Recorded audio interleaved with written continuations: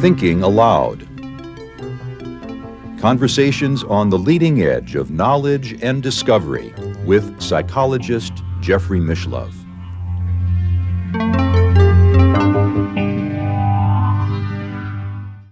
Hello and welcome. I'm Jeffrey Mishlove. Our topic today is researching the paranormal. My guest, Colm Kelleher, is a biochemist with an extensive background in cell and molecular biology. He has served as Vice President and Chief Scientist for Environmental Control and Life Support Systems at Bigelow Aerospace. Additionally, he has managed the day-to-day operations of the Advanced Aerospace Weapon Systems Applications Program of the U.S. government through a contract given to the Bigelow Aerospace Advanced Space Studies Organization, of which he was Deputy Administrator. He has served as Deputy Administrator for the National Institute for Discovery Science, and currently he plays a similar role at the Bigelow Institute for Consciousness Studies. He is author of Brain Trust, the hidden connection between mad cow and misdiagnosed Alzheimer's disease. He is co-author with George Knapp of Hunt for the Skinwalker, Science Confronts the Unexplained at a Remote Ranch in Utah, and he is also co-author with George Knapp and James T. Lacatski of Skinwalkers at the Pentagon, an insider's account of the Secret Government UFO Program. Colm lives in the Las Vegas area, and now I'll switch over to the internet video. Welcome, Colm. It's a pleasure to be with you. Thank you, Jeff. I've seen your show so many times, and it really is a privilege to be on your show.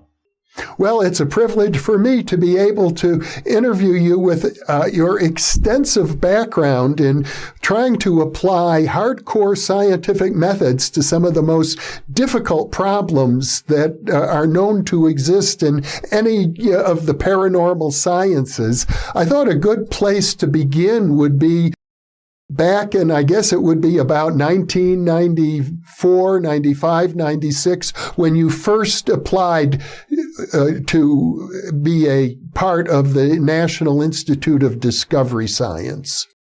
Yeah, that sounds like a pretty good place to start.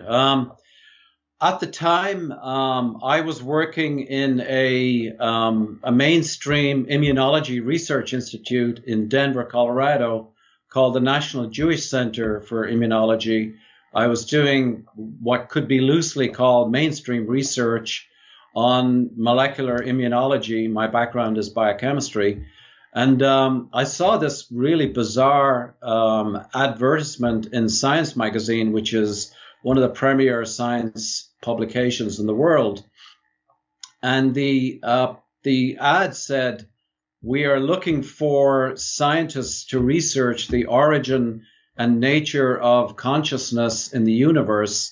And of course, this was in the middle of a lot of advertisements for postdoctoral fellows in immunology, for biotechnology positions. And here we have in the middle of nowhere, it was half a page ad. So it was a pretty expensive ad that talked about the origin and evolution of human consciousness in the universe. So I was sufficiently intrigued that I picked up the telephone and I called the number.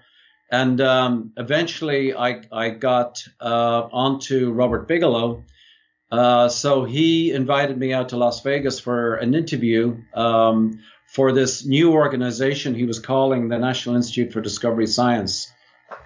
This was in July of 1996, which is, 25 years ago now, at least 25 years ago. So I hopped on a plane and ended up at his corporate headquarters, had a face-to-face interview with Robert Bigelow. He was asking mostly questions about how science could be applied to anomalies research. And he was asking about crop circles. He was asking about cattle mutilations. And he was asking about, mainstream UFO type research. And so I answered all the questions, and he hired me, and started work there very, very quickly.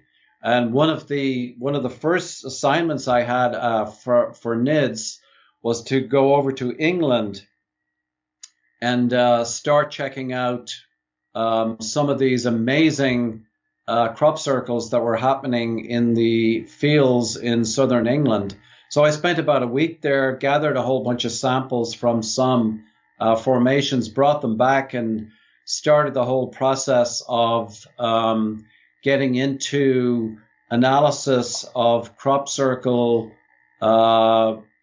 essentially molecular biology, to see if there were any changes in the DNA or the protein of these plants. But almost immediately after I got back, Robert Bigelow announced that he was on the way to purchasing a ranch up in northeastern Utah, because there was a lot of newspaper articles and all of that suggesting that this was a paranormal hotspot that included UFO activity. So, long story short, Robert Bigelow purchased the ranch in August 1996.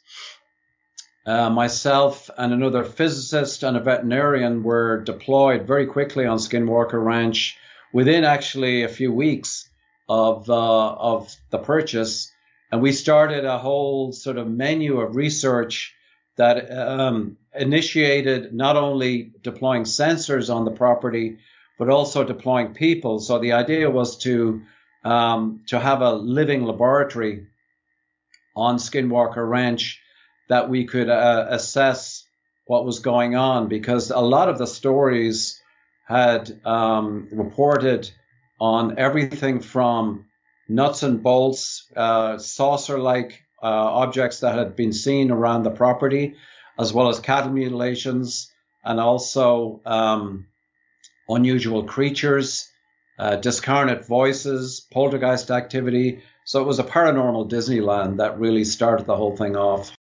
All of this occurred, I gather, just within a few months of your joining the organization. That's right. It was a baptism of fire, because I had been in mainstream science pretty well for 20 years at that stage. And as I said, it was I was used to applying the scientific method through a laboratory, but not a paranormal laboratory, and certainly not a laboratory that was located out on the wilds of northeastern Utah. So it was quite a baptism of fire, because the previous rancher had he had a herd of cattle, very high-end Simmental and Angus cattle that had been deployed on the property, and he had essentially gone out of business. He had lost something like 15 separate animals, high-end animals, to either mutilation, cattle mutilation, or plain old disappearance. And so he had pretty well lost his livelihood. So he sold the property to Robert Bigelow. He was retained as ranch manager for probably about a year after the sale. But within, like I said, a couple of weeks, we were doing 5-day and 10-day tours on Skinwalker Ranch. So for the next couple of years, I spent literally 300 plus days on Skinwalker Ranch, and we had several scientists. We had a lot of sensor equipment that was optical, as well as electromagnetic, magnetic field sensors.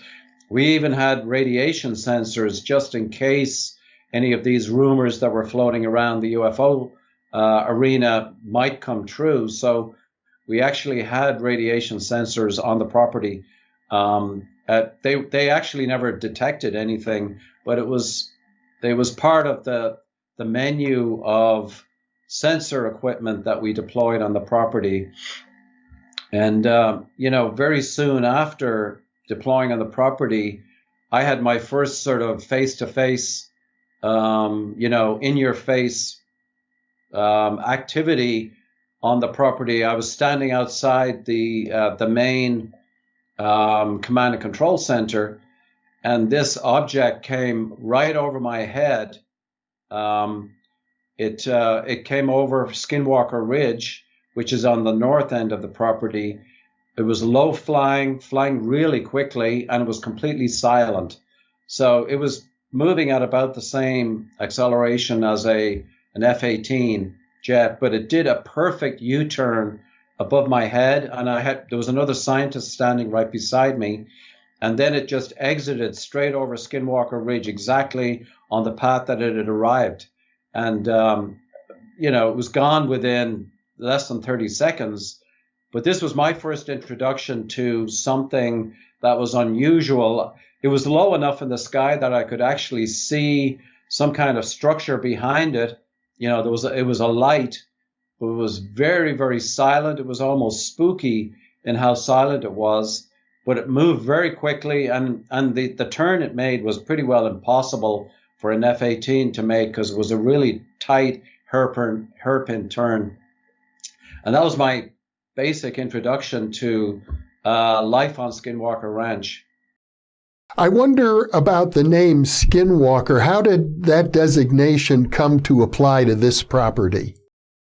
The ranch itself was embedded in a Native American reservation. It was a Ute reservation. So very shortly after we arrived on the property, we got talking with who used to be the ranch manager and now is working for us, a guy called Terry Sherman, and he said that in his conversation with the Ute tribe, that the Skinwalker Ranch, or the ranch itself, was a no-go area for Utes, absolutely a no-go area, and that the reason for that was because the Skinwalker Ridge lay on the path of the Skinwalker, the so-called path of the Skinwalker, and that was this mythical shape-shifting creature that used to apparently walk along the ridge of the ranch at undetermined times. But because of that,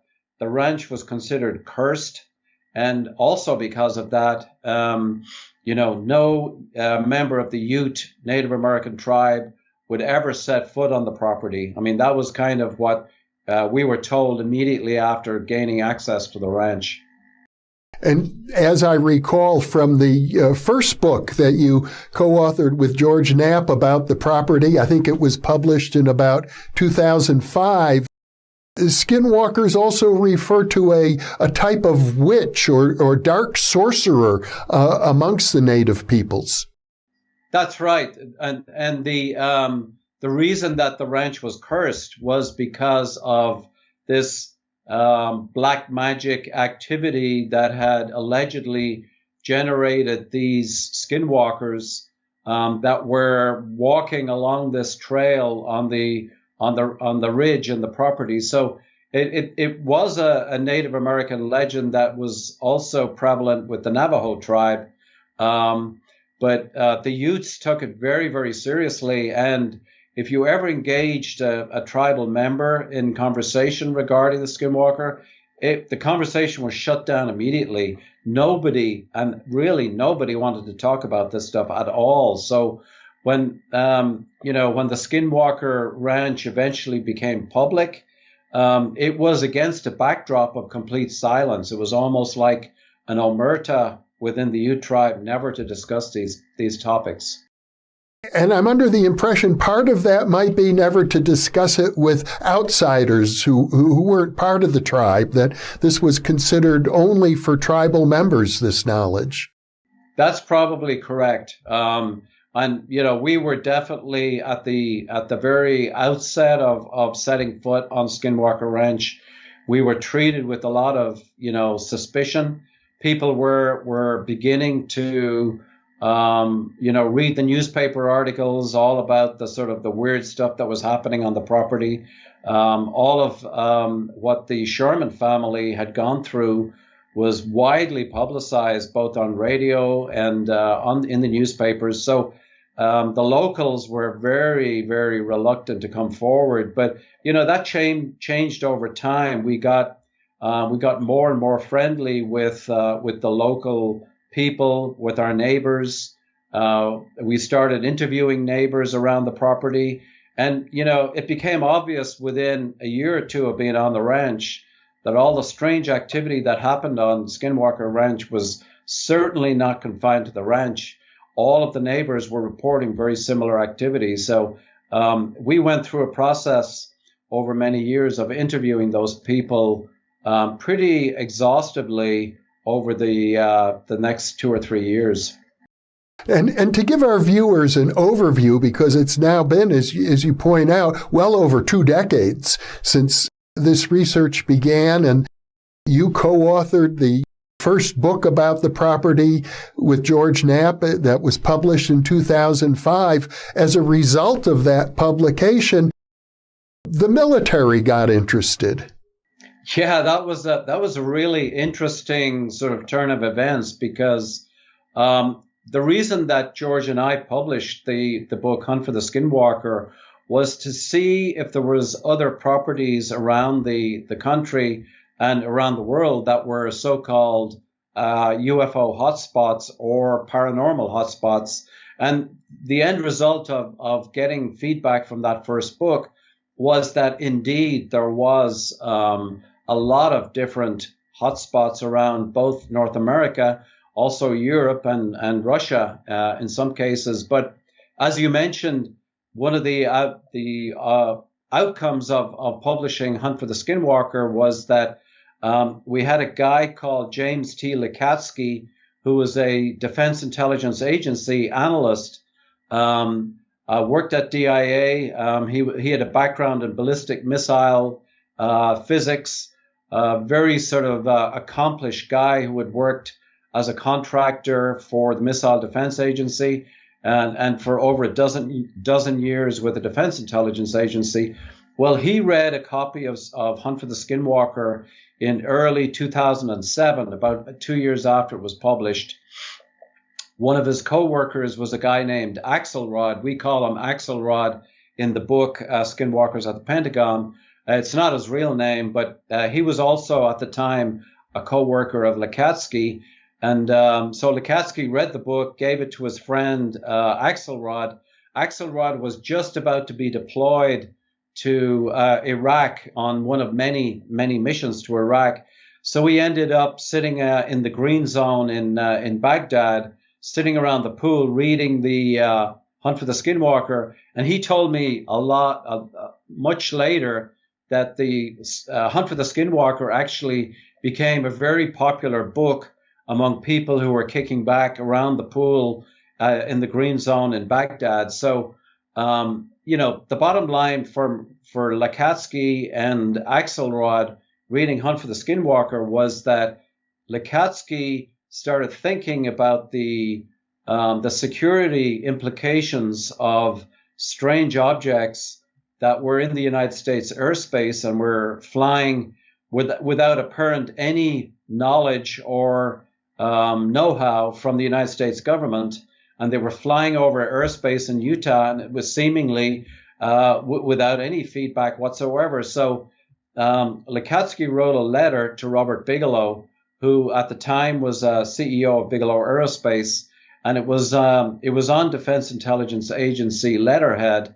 And in the letter that Lacatski wrote, he said that he was interested in exploring the national security applications and the security applications of what was going on at Skinwalker Ranch. Robert Bigelow then invited Lacatski onto the property, and sort of within a couple of months of the letter, in July of 2007, Jim Lacatski arrived on the property with Robert Bigelow. And, he only stayed on the property a couple of hours because he was due back in Washington, D.C. the following day. So this was a really fast trip just to show him the property, essentially.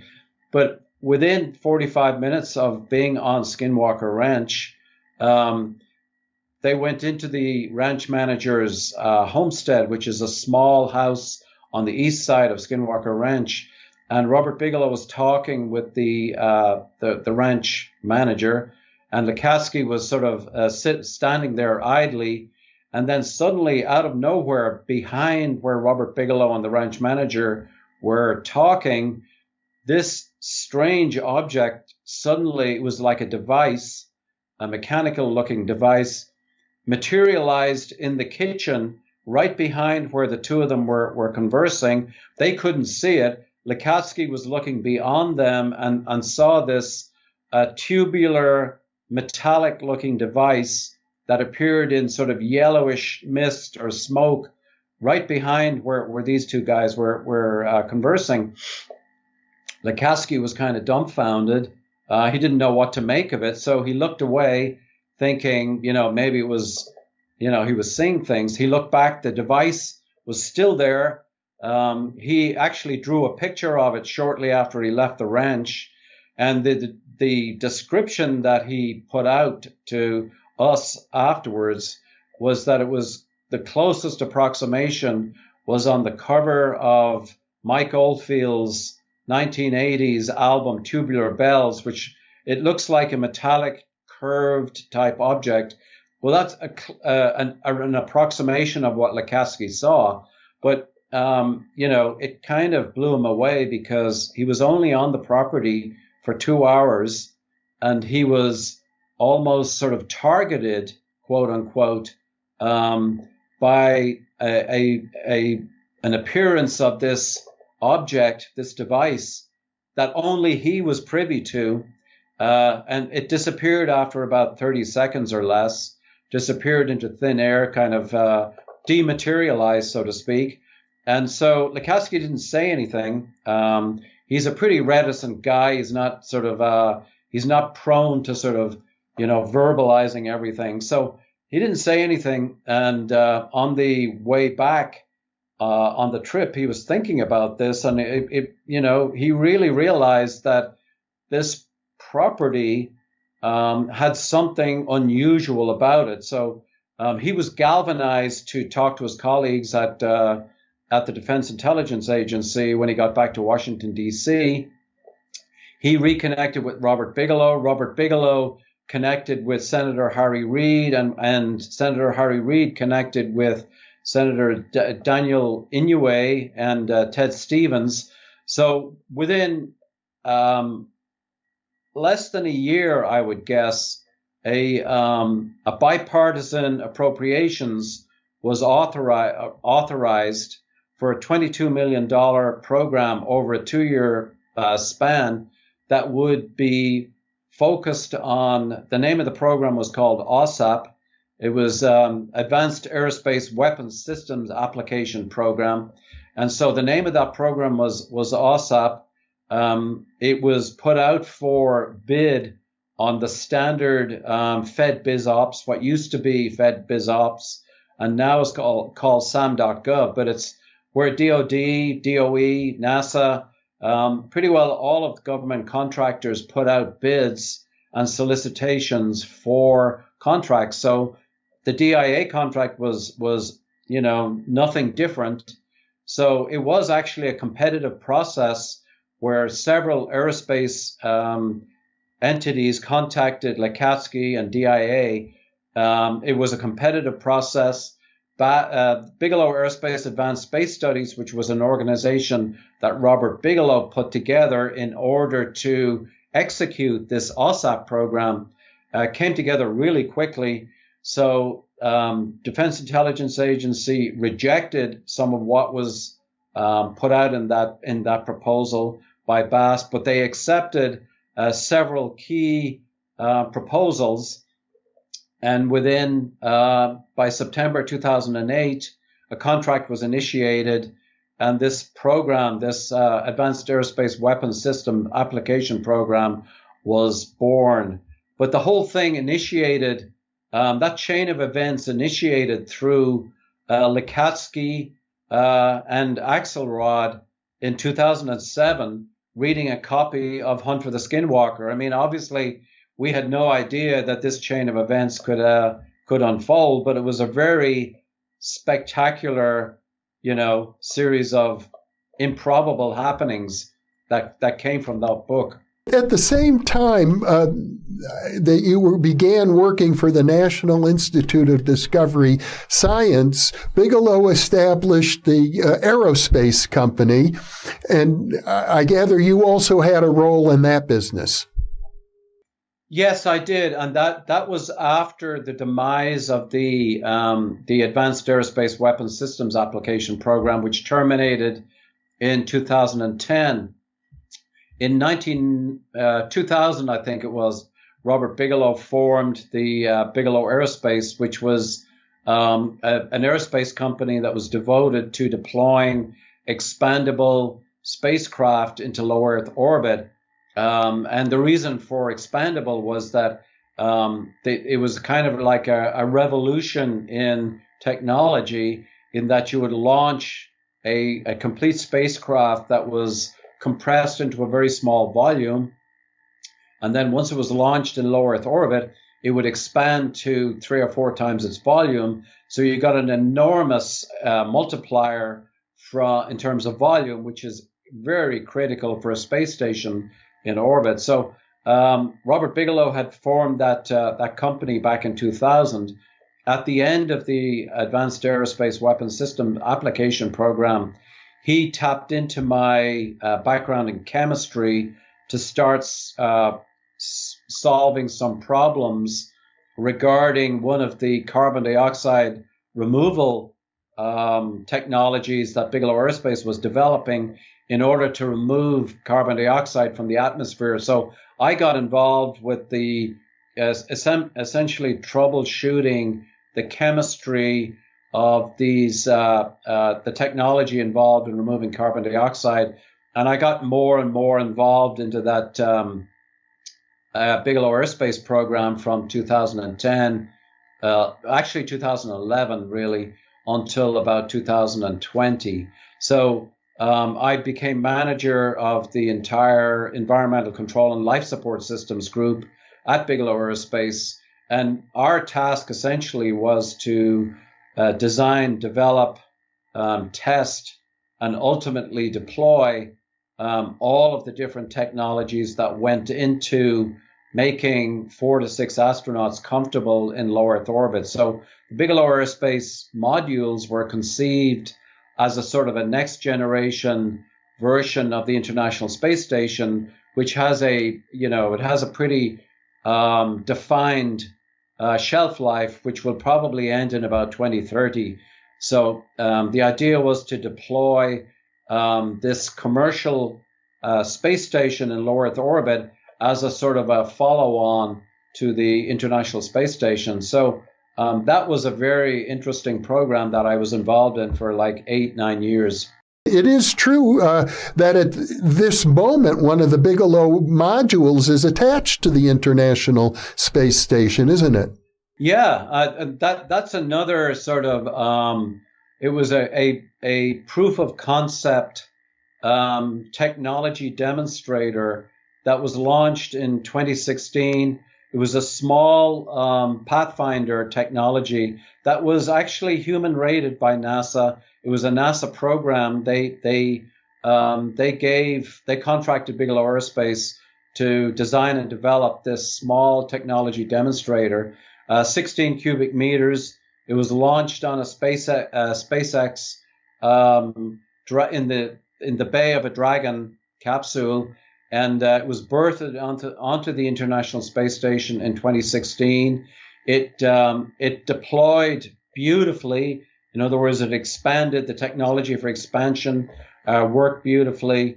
And all of the sensor data in the last 5 years, since 2016, has been that it has not leaked at all. So it has been a really, NASA has decided that expandable technology for the decade 2021 through 2030 is really what needs to be focused on. And you can already see a lot of the aerospace companies, the large aerospace companies that have been involved in design of space stations and substations are already getting very interested in expandable technology. So Bigelow Aerospace, with the deployment of this beam, that small 16 cubic meter beam technology has really paved the way for what is probably going to be the complete dominance of expandable technologies, both in low Earth orbit and also the lunar programs. Back to the work you were doing with the, would I pronounce it AWSAAP? Yes, AWSAAP. The AWSAAP program, I understand, is also often confused now in the popular mind with a different program called AATIP. Yes, and that arose actually in December of 2017 when the New York Times broke an article on this program, but they got the name wrong, and they also conflated the leadership of the program with another much smaller internal Pentagon program called AATIP that had been looking exclusively at the military interactions with UFOs. And so one of the reasons that Jim Lacatski and myself decided to write this book, Skinwalkers at the Pentagon, was to correct the record, because the New York Times article and all of the media attention subsequent to the New York Times article was all focused on a tiny, tiny part of what AWSAAP was really doing. And so the purpose of the book was really to set the record straight and to show that the scope of the AWSAAP program was gigantic compared to the small sliver of information that was reported via the New York Times. I mean, I think the book really encapsulates about 97% of AWSAAP, what the scope was, whereas the 3% was what the New York Times article had described. Well, the 3% was quite interesting. It involved tracking unidentified flying objects on radar and visual sighting, video sighting off the coast of California and the Pacific Ocean. It seemed as if what resulted from that was really the first time that I'm aware of that the U.S. government publicly acknowledged the existence of these vehicles that seem to have capabilities far beyond anything that any nation on Earth has yet to produce. Yes, that is true, even though it took them quite a while to publicly acknowledge this. And the full public acknowledgement came on June 25th, 2021, when they published this report, among those being the case that you cited, but they publicly acknowledged for the first time in history that UFOs are real and that they may constitute an air safety threat, and they also may even constitute a threat to national security. But that original program regarding the Nimitz carrier strike group that happened in 2004, that investigation was actually an AWSAAP investigation.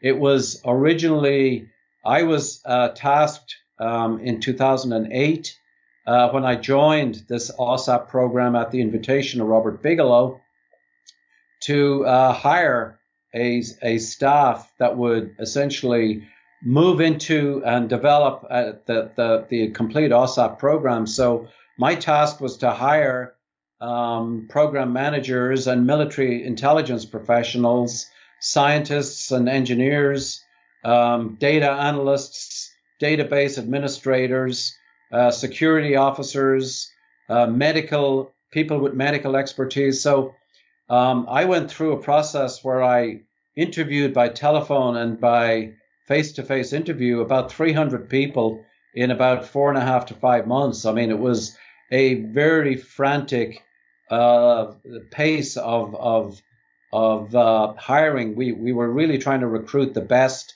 people we could in the shortest period of time. But one of the first hires that I made was a program manager who was an ex-Marine lieutenant colonel who happened to be an F-18 pilot involved in that Tic Tac case And I had already hired him within 15 minutes of meeting him. He had a great program manager background. His resume was impeccable. So at the very end of the interview, he dropped this bombshell on me that he had been involved in this really bizarre event involving the Nimitz carrier strike group off the coast of San Diego. They were just about to deploy to the Persian Gulf. And about a week or two before they deployed, they started the radar systems on the USS Princeton, which was one of the parts of the carrier strike group, started detecting these objects coming in on ballistic missile trajectories from 80,000 feet and then dropping all the way down to sea level at incredible speeds. So Princeton had logged these events for 3 days before they decided finally to target some F-18s to intercept them to see what they were. So this lieutenant colonel was one of the F-18s that had been deployed to intercept these objects. So long story short, one of the F-18 pilots of the squadron that was launched to intercept actually went down to almost sea level to interact with this object, which was white. It had no aerodynamic surfaces. It had no visible means of propulsion. They described it as being about a 46 feet long, looked like a Tic Tac breath mint, shiny white surfaces, absolutely nothing to indicate how it moved or how it defied gravity. But this F-18 pilot went down to engage it, and he could see that it stopped its movement when the F-18 started getting close to it, and it actually oriented its axis in the direction of the descending F-18 as if it was tracking it. And so you could see the F-18 moving around in a circle of about a mile diameter, and the Tic Tac was moving around opposite in that same circle. And then without warning, the Tic Tac jumped from, close to sea level to about 20,000 feet. And then within another second, it had jumped another 40 miles to a rendezvous point that all of the F-18 pilots knew about and the Princeton knew about, but nobody else knew about. But somehow this Tic Tac knew about this prearranged spot called the cap point, where all of these F-18 pilots knew. So this impossible series of maneuvers was visually seen by F-18 pilots, but also very well documented by the radar systems, these were the advanced state-of-the-art radar systems on the USS Princeton. So long story short, this program manager who I was interviewing at AWSAAP told me about this amazing series of events. First thing I did was I called up Robert Bigelow, told him, and together we contacted Lacatski in Washington, D.C., and this was, I believe, in December of 2008. So Lacatski contacted Axelrod, who's one of the main people featured in the book Skinwalkers of the Pentagon, and he launched a pretty aggressive investigation during early and mid 2009. Interviewed all of the pilots, interviewed all of the crew people on the Princeton, interviewed a lot of different people, and compiled a report, submitted it to the Defense Intelligence Agency by mid 2009. So that report was an AWSAAP report. So the entire investigation that had occurred was an AWSAAP investigation. And, when the New York Times broke the article, that was 8 years later, in December of 2017, they tacked on that this had been an AATIP program, but it was actually an AWSAAP program.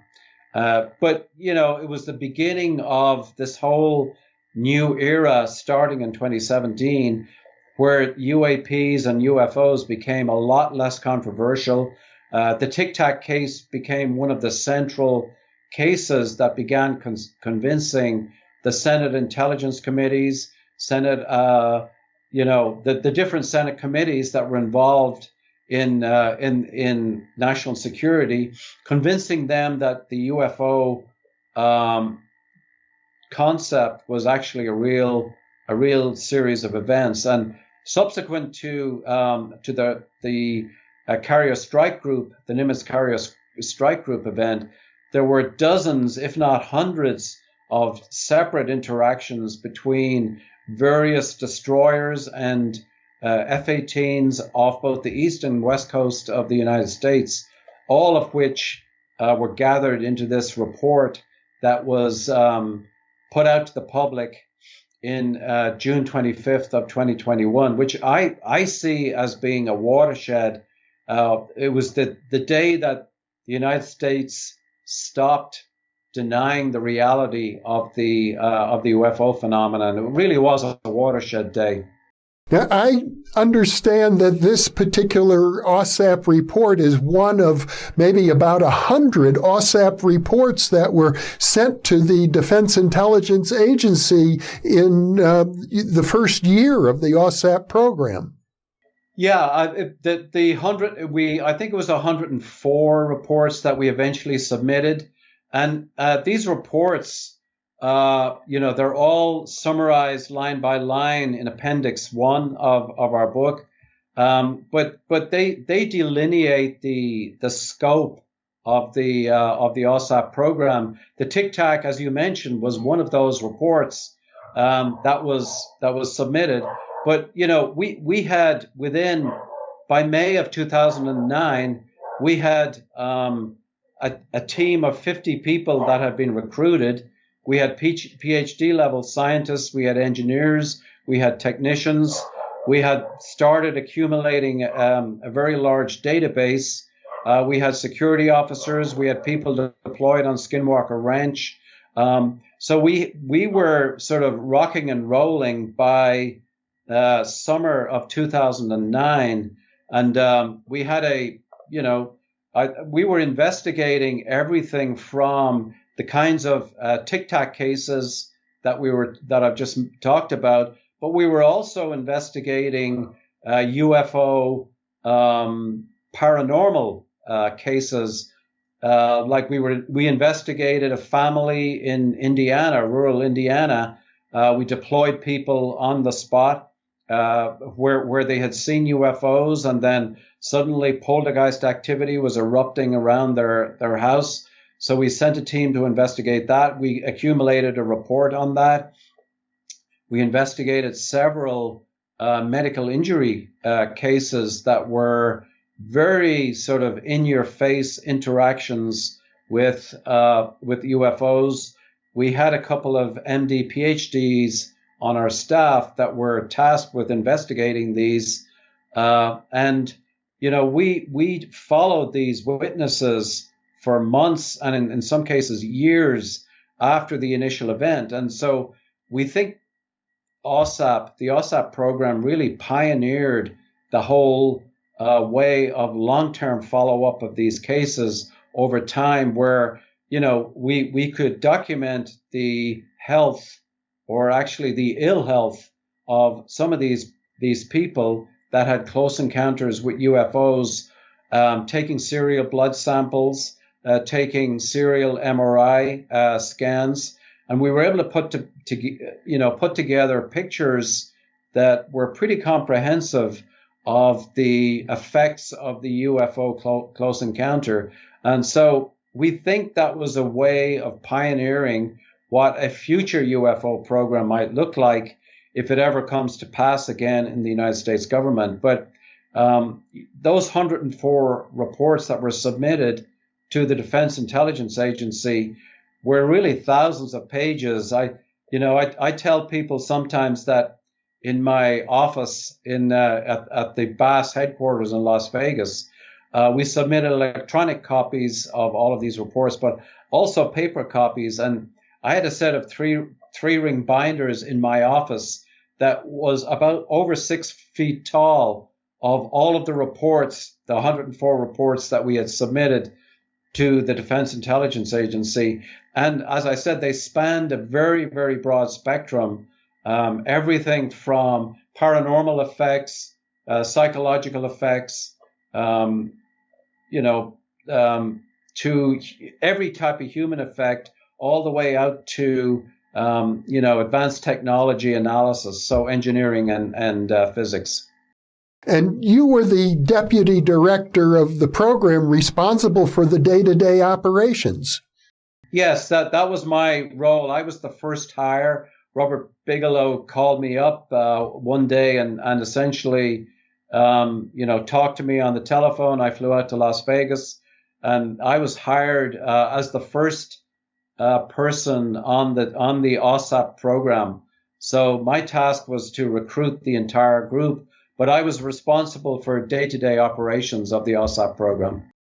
You mentioned earlier, I believe, that the budget allocated was $22 million over 2 years. I seem to recall, though, that the program was really ultimately only funded for the first year. Or am I mistaken? No, it was the program was funded for $10 million in the first year and then $12 million in the second year. But towards the end of the second year, there was a lot of political stuff happening. Also, the profile of the program had been raised dramatically within the Pentagon. And there was a lot of unease in the Pentagon about the possibility that this program might end up on the front page of the New York Times, which ironically 8 years later is exactly what happened. And so the original concept of the AWSAAP program was for a 5-year program. So, you know, we had 50 people that were working full time on, you know, probably 8 or 9 separate projects that were running in parallel. So when the program terminated in September of 2010, you know, all those 50 people essentially had to be disbanded. It was a real pity because, I mean, this was, you know, it took a lot of effort to get a full staff that was working full time on this program up, trained and deployed and gathering data in a very short period of time. And it was like a well-oiled machine was starting to really rock and roll when the program was terminated. I believe that if a successful UFO program ever gets going again, I think that the AWSAAP template, that 2-year program, is the perfect template for a future UFO program, because I think the scope of AWSAAP was very, very unique, and I believe it needs to be repeated. And one of the premises of AWSAAP, as I understand it, was to have a very wide scope that would include both the physical measurements, the nuts and bolts, but also the paranormal component. That's right. And that is probably, you've just put your finger on probably what was most unique about this program, because right after the contract had been awarded by the Defense Intelligence Agency, the team at Defense Intelligence Agency that was working with James Lacatski, and also the team at Robert Bigelow that included people like Jacques Vallée and Hal Puthoff and John Schuessler, Robert Bigelow himself. I was involved in some of those initial discussions.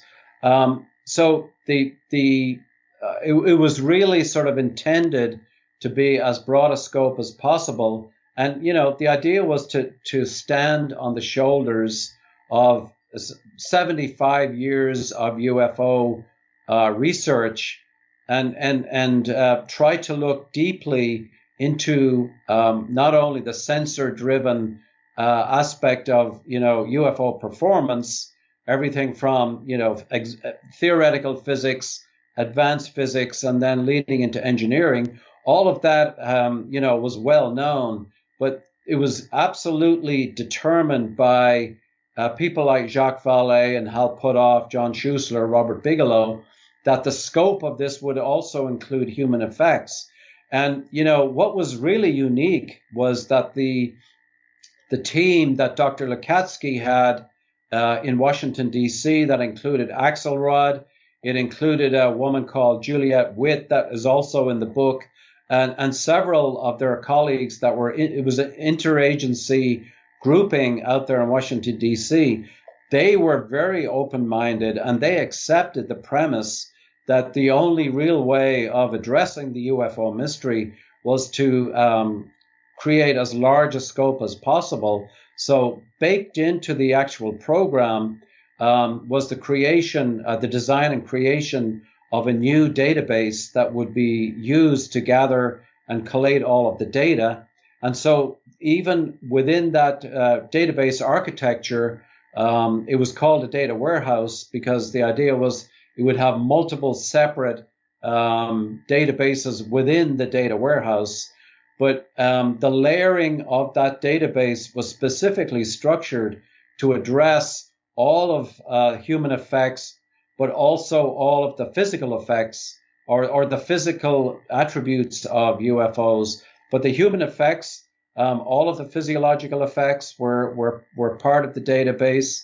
All of the medical injury cases, pathology effects, psychology effects, and then all the way out to paranormal effects. So the database was already baked in terms of its ability to incorporate all of those different aspects of the UFO effects on human. And the open-mindedness by the Defense Intelligence Agency group, in my opinion, was the unique aspect of this. People like Jacques Vallée had been preaching this for decades. Hal Puthoff, John Schuessler, Robert Bigelow, all of that experience went into designing this. But to me, what made this possible was the open-mindedness and the willingness of the Defense Intelligence Agency group to follow the data, not to cut the data off just at a small sliver of UFO performance. And I really think that was a unique part of the Defense Intelligence. It was their openness to incorporating all of this stuff. That human effects are very messy. They tend to be difficult to repeat. There's a lot of biological uncertainty inherent in the data, but the Defense Intelligence Agency people were more than willing to accept that level of uncertainty. And I think that really says a lot to their credit. One of the unique findings of the AWSAAP program, I understand, one that I haven't really seen much of it, if anything, in the literature, is that exposure to these paranormal events, whether it's a paranormal creature or a UFO sighting, or well, there are many different ways of describing them, but people seem to then be triggered. I think the word that you used was hitchhikers, that it was as if an entity was following these people around after they had been exposed one time. Yeah, that was a really remarkable part of what was discovered on during the AWSAAP program. We during the NIDS times on Skinwalker Ranch, we had got hints. Sometimes, I spent over 300 days on the property, and occasionally my wife would sort of wake up and there'd be people walking towards the bed in the bedroom. There was other times when sort of we'd hear noises in the house and this kind of thing. But it was same thing with Robert Bigelow. He and his family experienced stuff during those early days, but it was very low level, and it was taken as sort of not something that we got alarmed about.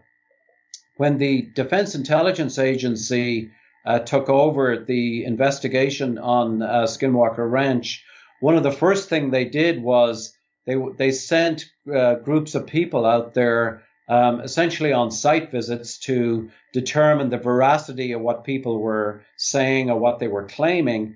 And interestingly, in that first part of the program, 5 different military intelligence people from different, some of them were Navy personnel, some of them were U.S. Army personnel. All of them, the majority of them, had been exposed to combat in either Iraq or Afghanistan. So they were all sort of hardened and well accustomed to unusual circumstances and being out in the field, being out exposed to different things in the field. So all 5 of those people who were deployed during the AWSAAP program on the Skinwalker Ranch encountered bizarre activity. 100% of the people, in other words, it was not I would say my experience on the property was 98% of the time nothing happened. But in the case of all of these people who were deployed on Skinwalker Ranch, 100% of them had bizarre activity on the property. But even more than that, 100% of these people, when they went back to their homes on the East Coast, they brought something with them. And so, the classic example, the poster child for this phenomenon was the Axelrod family, who, when Axelrod himself encountered the activity on the property, he flew back to his home in Virginia, and within a month or two, it was almost like all hell broke loose in their house. And it was only really his wife and his teenage children who began to see these strange things that were happening in their environment. They'd wake up and these dark humanoid shadows would be leaning over their beds. They'd walk out to go to the bathroom, and they'd be they'd interact with these large, bizarre shaped black objects in their house. There would be orbs flying through the bedrooms, blue orbs, red orbs, white orbs. And, the first alarming case was when Axelrod's wife it was about 11:30 at night, and she was just shutting down all the lights in the house, and she was just about to shut down the lights in the backyard when she looked out and she saw standing next to a tree in the tree line of the property what looked like a wolf-like creature. But the really weird thing was that it was actually standing on 2 legs, and it was leaning against the tree, and it was looking at her in a very unfriendly, baleful way. It was like it really shook her up. I mean, she had never seen anything like this in her life. I mean, she was a nurse. She was a woman with a lot of common sense who was not used to staring face to face at an upright wolf in her backyard. So she looked away, she looked back, and the creature was still there. And then the creature kind of walked away into the tree line on 2 legs. And again, anatomically impossible. I mean, if you put a German Shepherd on 2 legs, it can barely balance. I mean, it will teeter-totter maybe a step or two, but this creature walked back into the tree line, and this woman, she determined not to say anything to her husband or to her children about what she had seen. She put it down as something absolutely bizarre, but she would never repeat it to anybody. 3 days later, the 2 teenage boys were down in the living room, which opens onto the backyard. And one of them looks into the backyard and sees an upright wolf-like creature. And this was a Saturday morning at 10 o'clock, broad daylight. Looks at this upright creature that looked like a wolf standing on 2 legs, staring in a very unfriendly way in at him as he was looking out. He alerted his brother, and both of them saw this thing. And suddenly it took off running on 2 legs, kicking up leaves as it went across the property, and it ran into the tree line and vanished. But the 2 teenagers called to their family, and they all accumulated in the living room. And it was at that stage when the mom admitted that she had seen a similar creature 3 nights previously. And the family then went out to the backyard to see if there was anything that they could see. And they walked over to the tree where the the mother had pointed out where this creature was standing. And on the tree, there was these distinct, what Axelrod described to me as really distinct claw marks on the tree. And remember, Axelrod has, top secret, special compartmented information clearances. I mean, he is a very high level Navy person, not given to fantasizing. But here he was telling me about this bizarre creature who had left really obvious claw marks on the tree in his backyard. So this was an example, one of the many examples of the so-called hitchhiker effect. But all 5 military intelligence personnel who were on the property as part of the DIA site visit, encountered bizarre activity on Skinwalker Ranch and also brought something home with them. So this was so prevalent. All of the security officers on the property also started reporting that paranormal stuff was erupting in their households. They also brought stuff home. George Knapp, who had been on the property a few times, who's co-author of our book, his wife started seeing things in her home. She saw blue orbs. She saw unusual activity in her home. So a lot of people had documented and validated this so-called hitchhiker effect. So we speculated in the book that, that the whole series of events as it unfolds, it's almost like some sort of an infectious entity. The primary person, Axelrod, on the property, who has this encounter, goes back to his family.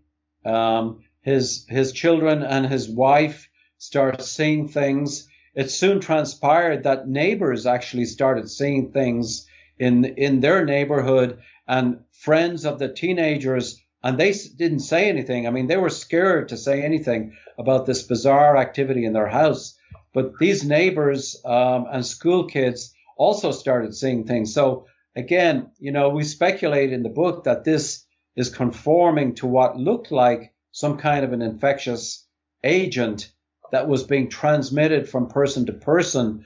And so if in a future program, if this kind of thing was ever documented, if the N was bigger statistically, we could start applying all of the standard epidemiological modeling.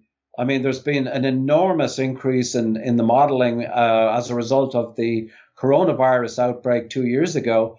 All of that kind of epidemiological modeling could be easily utilized for this kind of an effect to see if it actually did have infectious agent properties.